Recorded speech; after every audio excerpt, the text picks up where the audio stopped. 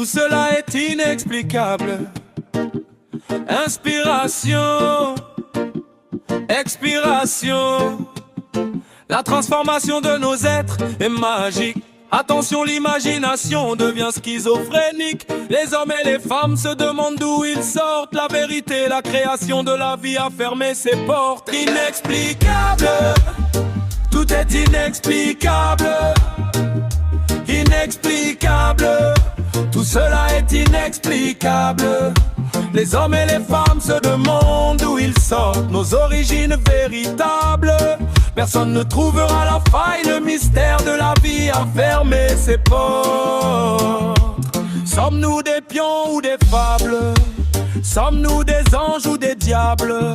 Ou bien sommes-nous des astres ou des étoiles mortes? Ou bien aussi sommes-nous des êtres viables, venus des catacombes, venus de l'ombre? J'imagine dans un premier temps que tout était chaotique, que cette sphère céleste n'était peut-être qu'atmosphérique. Et d'après de nombreuses études, selon les scientifiques, une transformation explosive a sans doute créé la vie. J'imagine aussi dans ce premier temps que rien n'existe, qu'une déesse, même Dieu peut-être médite. Et bien sûr, d'après quelques personnes ecclésiastiques, un souffle de poussière magique a sans doute créé la vie.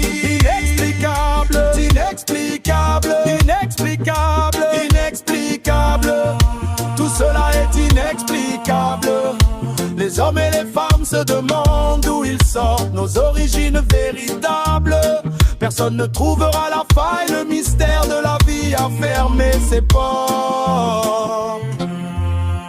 J'imagine aussi, dans ce premier temps, que nous venions d'Afrique et que notre sœur Lucie n'était pas seulement squelettique, que le son des tam-tam à main nue ne voulait plus dire maléfique, que cette vibration envoûtante a sans doute aussi créé la vie. J'imagine toujours, dans ce premier temps, que nous venons de l'aquatique, que tous ces mammifères auraient pu être des microbes océaniques, et ces marées lunatiques ont peut-être aussi créé la vie.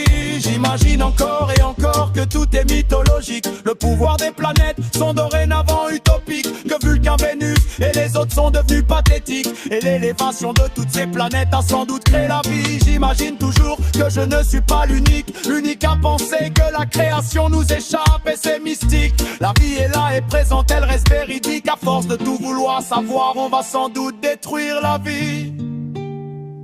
J'imaginais encore et encore, sur un point plus méditatif, que l'homme et la femme sont simplement